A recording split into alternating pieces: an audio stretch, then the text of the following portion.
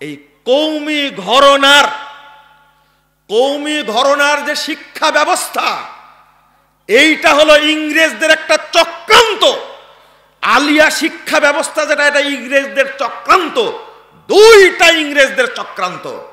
এক চক্রান্ত আরবির গোষ্ঠী সাফ করে দিয়ে আধুনিক করতে চেয়েছে, আর একটা চক্রান্ত হলো শুধু আরবি উর্দু পড়ায়া, ফার্সি পড়ায়া ব্রেনটা বুত করে রাখবে। ওরা ইংরেজি না শিখে, সামাজিক জ্ঞান যেন না জানে, আন্তর্জাতিক জ্ঞান যেন না জানে। এই যে পরিকল্পনা, এই দুইটাই হলো ইংরেজদের পরিকল্পনা। তার আগে যারা শিখছে তারা আরবিও জানতেন, বাংলাও জানতেন, ফার্সিও জানতেন, ইংরেজিও জানতেন, উর্দুও জানতেন। ডক্টর মোহাম্মদ শহীদুল্লাহ 18টি ভাষার পণ্ডিত ছিলেন, ইতিহাসে পড়া। এত বড় টুপিওয়ালা দাঁড়িয়ালা মানুষ আরবি পণ্ডিত ছিলেন কি করে? বলতে গেলে কষ্ট হবে। বাংলা একাডেমির যে অভিধান রচনা কে করেছে? বর্তমান যুগের অভিধান প্রণেতাদের অভিধান লিখতে অজু ছুটে যেত ওদের। কোন ভাষাটা আরবি, কোন ভাষাটা ফার্সি, কোন ভাষাটা সংস্কৃতি, কোন ভাষাটা চাইনা, ব্যাকেটে লিখে দিয়েছে।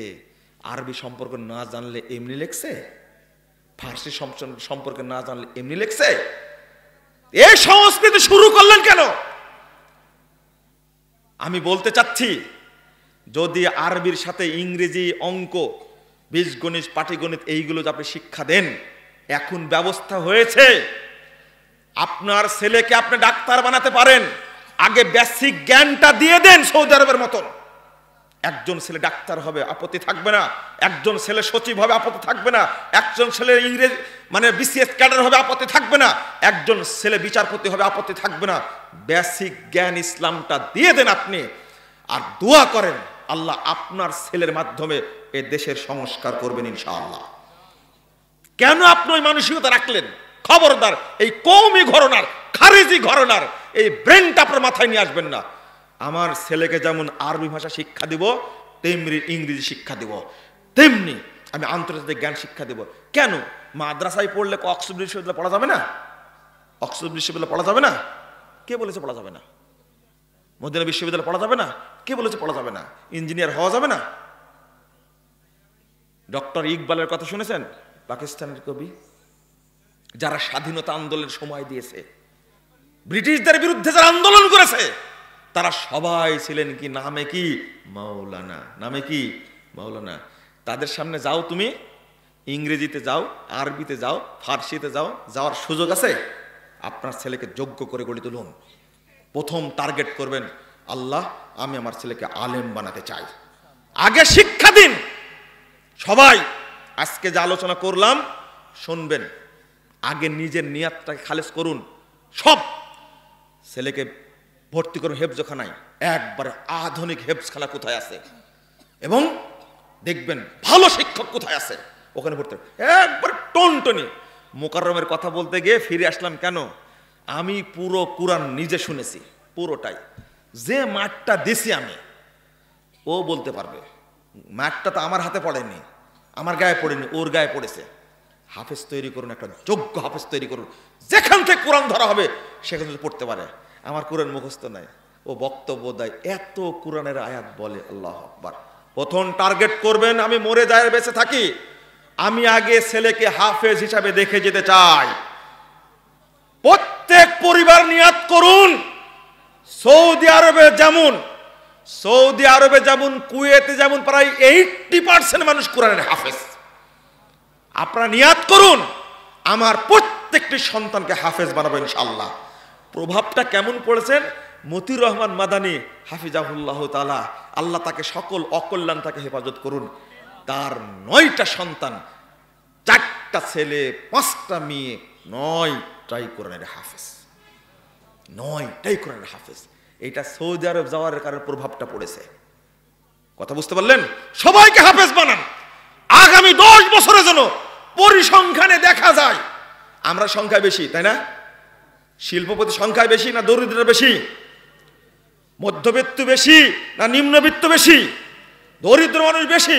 বন্ধুরা, আমার ধনী লোককে বলবো না, তাদের ইগো বেশি, তাদের অহংকার বেশি, তাদের টাকা বেশি, মর্যাদা বেশি, তাদের বলে আমি মান খাটো করতে চাই না। যারা নিম্নবিত্ত মধ্যবিত্ত প্রত্যেক পরিবারের আবেদন করব, হাফেজ তৈরি করুন প্রত্যেক সন্তানকে। আগামী 10 বছরের জনকংসের হার যেন হয় 50% বাংলাদেশে হাফেজ আছে। আল্লাহ তুমি কবুল করো। এইটা আমার 1 নম্বর কথা। এরপরে আলেম বানান, আলেম পর্যন্ত নিয়ে যান। ক্লাস 8-এ গিয়ে 9-এ গিয়ে সায়েন্স পড়ান। বেন যদি ভালো হয়, চোখা হয়, মনে করবেন আমি বেসিক দিয়ে দিছি, বড় আলেম তৈরি করতে চাই, আগে আলেম তৈরি করবেন। পরে তাকে মনে করেন 5টা ছেলে 5টা হাফেজ হয়েছে, সবাই আলেম হচ্ছে, আমি একটা ছেলে ডাক্তার বানাবো। নিয়াত থাকতে হবে। এই ডাক্তারের নামে যারা দুর্নীতি করে শেষ করে দিচ্ছে, 1 টাকায় বলে ইঞ্জিনিয়ার, ইঞ্জিনিয়ার নাম করে যাবে শেষ করে দিচ্ছে, আমি ইঞ্জিনিয়ার বানাবো। এইরকম করে তৈরি করুন।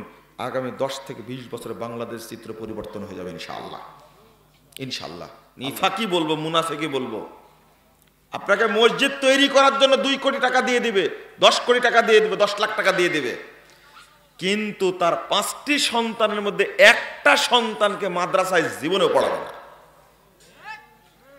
আবার ঠিক বলছে, আর ঠিক বলেই তো বলছি রে ভাই, আপনারা শুনেন। আপনারা এটা কি ভোট? আমি কি ভোট চাচ্ছি আপনাদের কাছে? স্বীকৃতি চাচ্ছি? থামেন, একটু আলোচনা শুনেন, একটু তিতো লাগলেও শুনেন। আপনারা যেটা বলছি বলেন তো দেখি। আমি 10 লাখ টাকা মাদ্রাসার জন্য দিয়ে দিলাম। আমার 5টা সন্তান আছে, 3টা সন্তান আছে। মাদ্রাসায় আমি একটা সন্তানকে পড়াবো না। আমি MBA করাবো, BBA করাবো, বিলাতে পাঠাবো, বিলাতি বানাবো, বুঝতে পারলেন তো? ব্যারিস্টার বানাবো আমি সচিব, আমি ম্যাজিস্ট্রেট, আমি জাজ, বিচারপতি বানাবো সন্তানটাকে। একটা ডাক্তার বানাবো, ইঞ্জিনিয়ার বানাবো। আমি আমার 3টা সন্তানকে, আমি খুব দিনদার, আমি খুব নামাজি, পরহেজগার। মসজিদ দেখলে চোখ দিয়ে পানি পড়ে, মাদ্রাসা দেখলে, ছাত্র দেখলে, এতিম দেখলে চোখ দিয়ে ঝরঝর করে পানি পড়ে। কিন্তু আমার পরিবারে মাদ্রাসা শিক্ষা, কোরআন শিক্ষার গোষ্ঠী নাই। আমার কি আল্লাহর প্রতি কত আগ্রহ, খেয়াল করেছেন? কত তাকওয়া। আমি 10 লাখ টাকা দিতে রাজি, কিন্তু সন্তানকে মাদ্রাসায় পড়াবো না। একটা ছেলে মদিনা বিশ্ববিদ্যালয়তে ডিগ্রি নিয়ে আসছে, দেখতে অতি চমৎকার, বিয়ে দিবেন। আমার মেয়ে আছে, আমার মেয়ে কেবল অনার্সে 1st ইয়ারে পড়ছে। আপনি প্রস্তাব দেবেন আমাকে নিয়ে এসে, ভাই মুজাফফর, একটা খুব সুন্দর ছেলে, পরিবারও ভালো, মদিনা ইউনিভার্সিটি থেকে এসেছে, অনার্স মাস্টার্স করা, PhD করছে, বিয়ে দিবেন কিনা?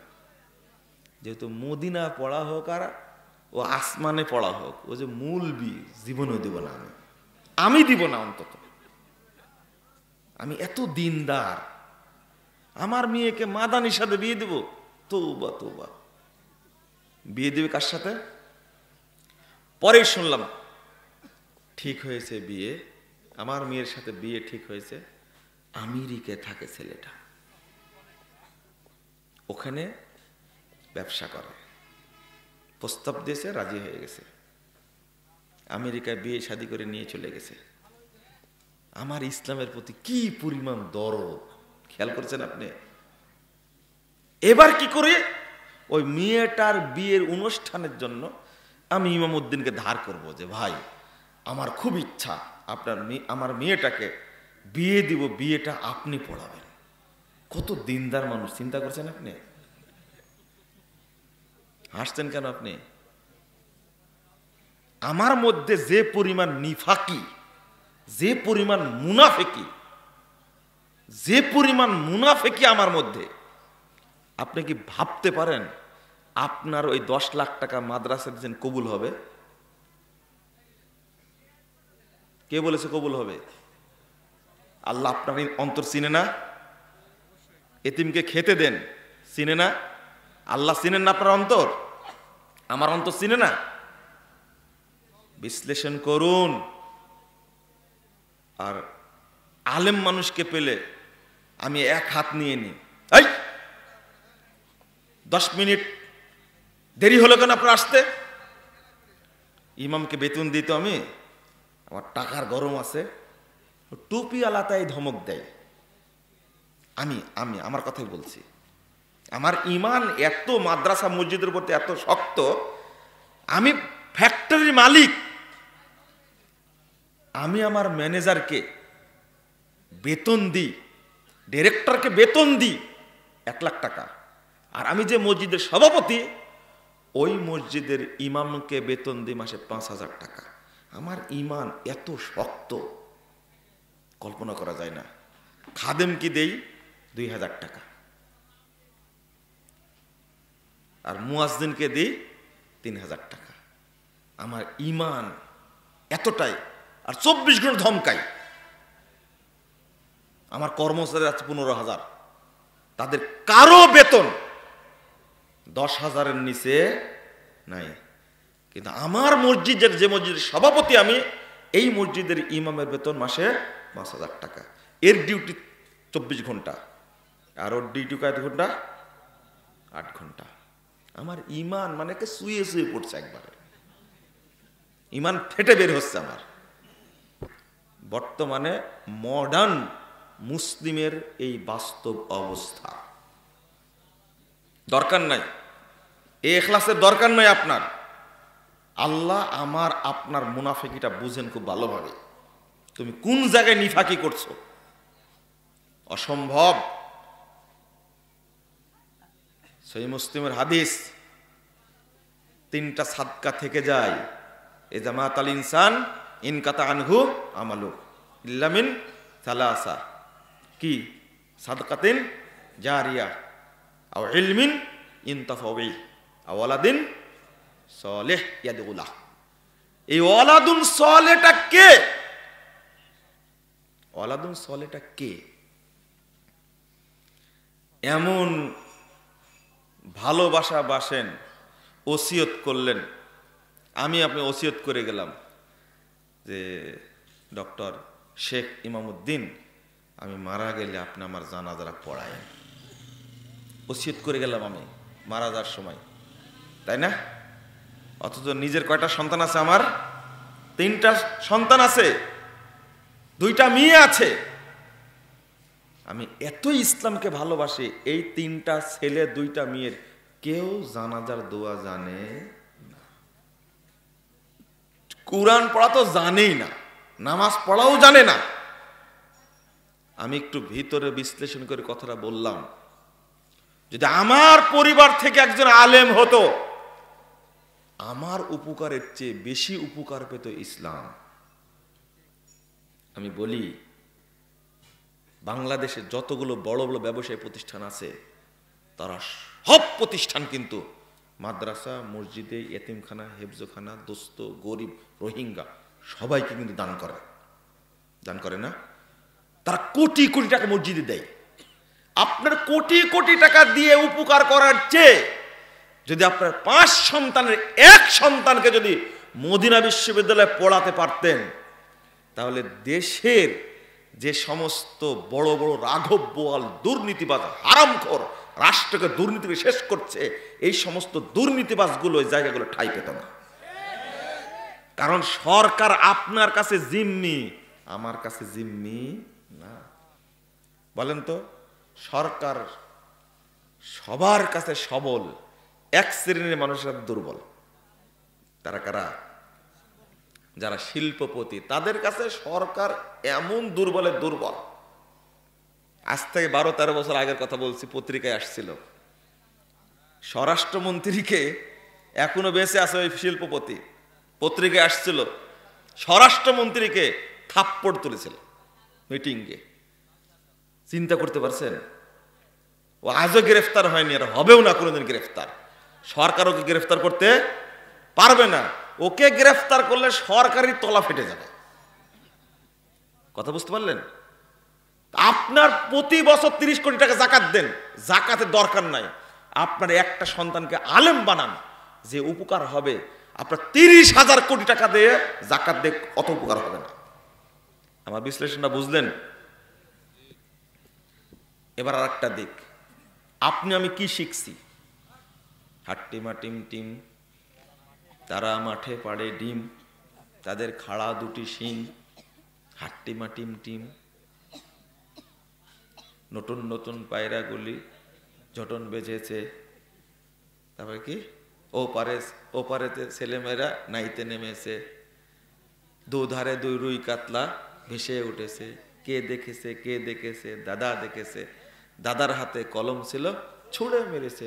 উহ, বাকিটা বলেন কি? আই ছেলেরা আই মেয়েরা ফুল তুলিতে যায়, সব মুখস্থ। এই বলো তো দেখি, একজন বলো তো দেখি, বাংলাদেশ জাতীয় ফুল কি? শাপলা। জাতীয় ফল কি? কাঁঠাল। সব উত্তর দিবে। বলো তো ইমানের রুকুন কয়টা? ইমানের রুকুন 5টা। একবারে 100% ভুল উত্তর। আমি যত পরীক্ষা নিতে যাব, আমরা মাঝে মাঝে সোনামণির প্রশিক্ষণ দিতাম। আমরা যে সোনামণি জিজ্ঞেস করতাম, এগুলো শিক্ষা দিতাম।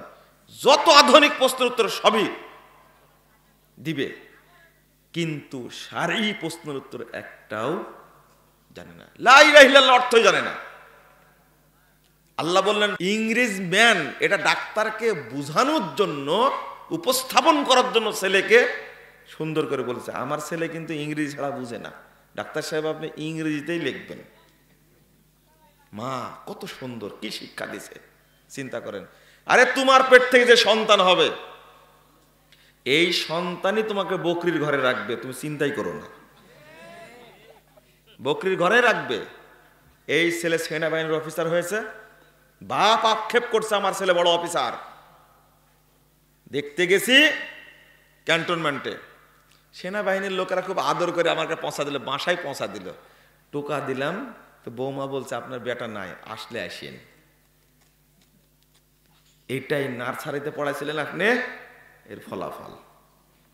বাবা মা আমি তোমার শ্বশুর, বলছে হ্যাঁ সবই বুঝছি, আপনার বেটা বাড়িতে নাই, যখন আসে তখন আসেন। কি চমৎকার দেখছেন? হায় হায়, বাপ চলে গেছে ঢাকাতে 1 কেজি সিম আর একটা কি কুমড়া, একটা কুমড়া 1 কেজি সিম আর হলো সাজনার ডাঁটা নিয়ে বাজার করা ব্যাগে করে ঢাকায় নিয়ে চলে গেছে। অফিসে উপস্থিত, বেটা দেখে বলছে সর্বনাশ করেছে। বেটা উঠেছে, সাথে সাথে বাপকে নিয়ে একটা হোটেলে রাখছে। এই কথা কিন্তু কারো কাছে নকল করা না। আমি মুজাফফর, শোনা ঘটনা খুব কম বলি, বলার চেষ্টা করি না, বাস্তবটা বলার চেষ্টা করি। হোটেলে বসা রাখছে, ফোন দেয়, বেটা কই?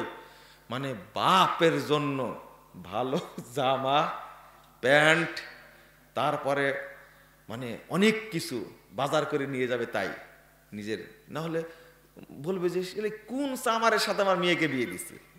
এর বাপই যদি এইরকম হয়, ফোন দিয়ে আসছে আব্বু আসছি, বাপও সে জাতের বাপ। হোটেল থেকে বেরিয়ে ওই সিম আর সাজনার ডাঁটা আর কদুকে ফেলে দিছে, দিয়ে গাড়িতে উঠে সুন্দর করে আবার ফিরে চলে আসছে। বলছে আব্বা আপনাকে পালাম না যে হোটেলে যাই, যে তুমি হোটেলে থাকো, আমি তোমার হোটেলে পেশাব করে চলে আসছি। পেশাব সব ছিল, হোটেলে পেশাব করে কি চলে আসছে। ভাষাটা খারাপ, আমি হোটেলে পেশাব করে চলে আসছি। তো বলছে আমি তো আপনাদের বাজার করতে গেছি, তুমি বাজারেই করো, তুমি বাজারেই করো। এই হলো বাপ। আচ্ছা 1 কেজি সিম, এটা কি আসলে সিম? এটা বুঝতে পারলেন আপনি, ভালোবাসা বললেন কেন? এটা সন্তানের জন্য দোয়া। ও মাস্টার্স করে, বিবিএ করে, এমবিএ করে এত বড় খাটাস হয়ে লাভ কি হয়েছে? ওর বাপকে চিনতে পারেনি। তোমার বাপ যে এইভাবে আসতে পারে, তুমি আগে সচেতন হওনি কেন? বাপকে প্যান্টটাকে ভালো করে কিনে দাও না কেন? শার্ট ভালোটা দেওনি কেন? যত্ন নেওনি কেন তুমি? যখন অফিসে হাজির হয়ে গেছে ও মনে করে যে ফকির ফাকরা আসছে, 5 টাকা দিয়ে বিদায় করে দিই, এছাড়া তো বলা উপার নাই। বাপ তো বাপই, ও ছিঁড়া কাপড় পরে থাক আর ভালো কাপড় পরে থাক, বাপ নয়। আমি বললাম যে দোষ তো আপনার। আমার দোষ হবে কেন? ওই বাপকে বলছি দোষ তো আপনার, আমারই দোষ হলো, আপনি এটা বুঝলেন এতক্ষণে। দেখেন আমি বললাম আপনারই দোষ, এই কথা বলাতে শুধু এতটুকুই বুঝলেন, আর কিছু বলতে দেবেন না, যে না আপনার কথা শোনার দরকার নাই। আমি এত কষ্টের কাহিনী বললাম আর বলছেন আপনারই দোষ। তাহলে বাপ আবার কত ছেঁচড়া, চিন্তা করছেন আপনি? একে কি এলেম বুঝাবেন আপনি?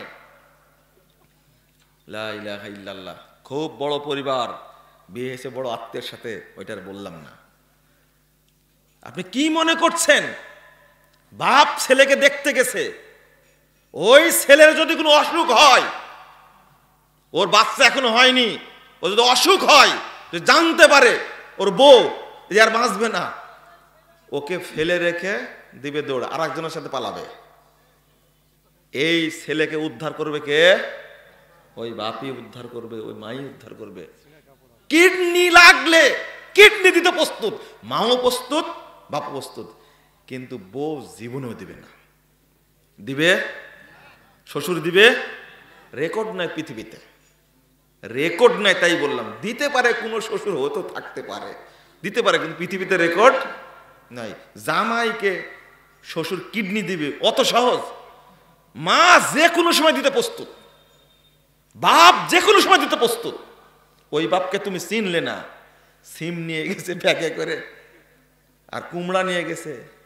হায় কুমড়, কুমড়া না তো কুমড়, কুমড়া তো শুদ্ধ ভাষা, তাই না? কুমড় নিয়ে গেছে।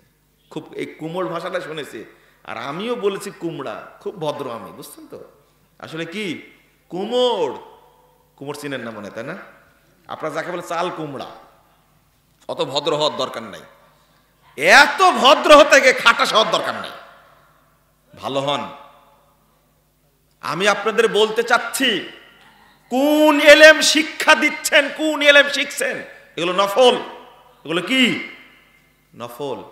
আমি বলছি না আপনি ইঞ্জিনিয়ার হবেন না, আমি বলছি না, কিন্তু ইঞ্জিনিয়ারের শিক্ষাটা হল নফল। আমি বলছি না আপনি ডাক্তার হবেন না, আমি বলছি ডাক্তারি পড়াটা নফল। আমি বলছি না আপনি রসায়নবিদ হবেন না, আমি বলছি না আপনি নোবেল পুরস্কার বিজয়ী করবেন না, আমি নোবেল পুরস্কার বিজয়ী হতে নিষেধ করছি না। আপনি নোবেল বিজয়ী হন, আপনি অর্থনীতিবিদ হয়ে, পৃথিবীর শ্রেষ্ঠ অর্থনীতিবিদ হয়ে আপনি নোবেল পুরস্কার নেন, আমার আপত্তি নাই। তবে কথা হলো এটা নফল। কিয়ামতের মাঠে আল্লাহর সামনে এই রসায়ন আপনাকে কোনো উপকার দিতে পারবে না, কোনো উপকার দিতে পারবে না। হ্যাঁ, তখন উপকার দিবে যখন রসায়ন শাস্ত্র নিয়ে গবেষণা করে আপনি ইসলামের উপকার করবেন, তখন এটা নফল হিসাবে গণ্য হবে। ওযু শেষ হলো, দোয়া পড়বেন। আশহাদু আল্লা ইলাহা ইল্লাল্লাহু ওয়াহদাহু লা শারীকা লাহু ও আশহাদু আন্না মুহাম্মাদান আবদুহু ওয়া রাসূলুহু। পড়লেন না? তারপরে পড়লেন আল্লাহুম্মা জাআলনি মিনাত তাওয়াবিন ওয়া জাআলনি মিনাল মুতাতাহিরিন। এটা পড়ে ফেললেন, আলহামদুলিল্লাহ। পড়ে যখন ফেললেন, এর যে নেকি, রাসূল সাল্লাল্লাহু আলাইহি ওয়াসাল্লাম বলছেন, 234 নম্বর হাদিস, সহিহ মুসলিম এসেছে, ফুতিহাত লাহু আবওয়াবুল জান্নাতিস সামানিয়া, তার জন্য জান্নাতের 8টি দরজা খুলে দেওয়া হবে। ইয়াদখুলু মিন আইয়াশা, ওর ইচ্ছা, যেই দিক দিয়ে ইচ্ছা, যে দরজা দিয়ে ইচ্ছা জান্নাতে প্রবেশ করতে পারবে। এই ফজিলতটা সংরক্ষণ করার জন্য এরপরে পড়েন কি? পড়বেন তো? মনে থাকবে তো? আমাকে গালিগালাজ করবেন কালকে, আপনারা গালিগালাজ করবেন, শুধু ফিতনা তৈরি করে। এটা আপনার উপকার করলাম, আলহামদুলিল্লাহ। আপনিও নেকি পাবেন, আমিও নেকি পাবেন ইনশাআল্লাহ। সালাত আদায় করে মসজিদে বেরিয়ে যাবেন, তাই না? যখন উঠবেন, শেষ হয়ে গেছে, জিকির আজগার সবই শেষ, ওঠার আগে পড়বেন সুবহানাকাল্লাহুম্মা ওয়া বিহামদিক আশহাদু আল্লা ইলাহা ইল্লা আনতা আস্তাগফিরুকা ওয়া আতুবু ইলাইক। যাতা নেকি সালাতের মধ্যে, এক মসজিদে আসার নেকি যদি আপনাকে বলা হয় আপনি হতবাক হয়ে যাবেন, এত নেকি।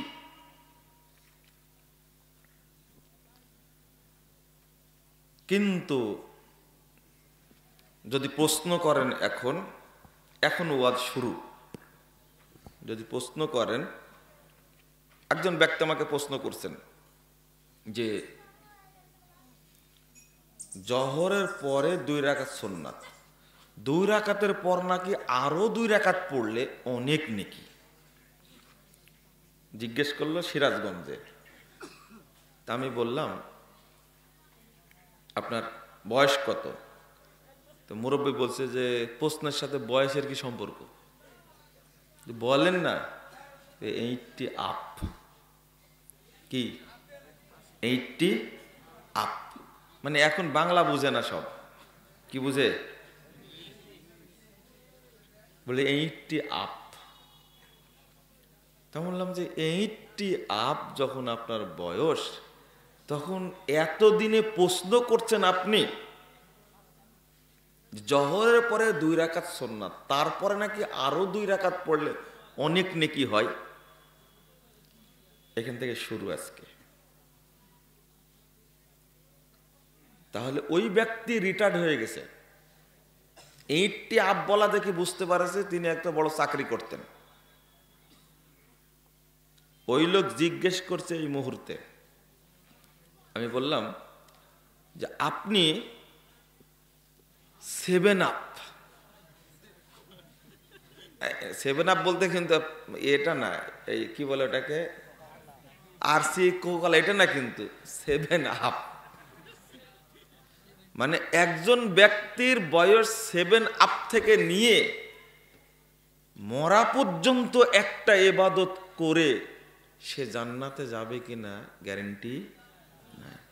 আর আপনার 80 আপ হয়ে গেছে, এখন এই ফজিলত জিজ্ঞেস করে কি করবেন আপনি? এই বয়সে যে একটা ইবাদতের কথা জিজ্ঞেস করে, শরীয়তের প্রতি তার কি পরিমাণ অবহেলা আপনি কি খেয়াল করেছেন?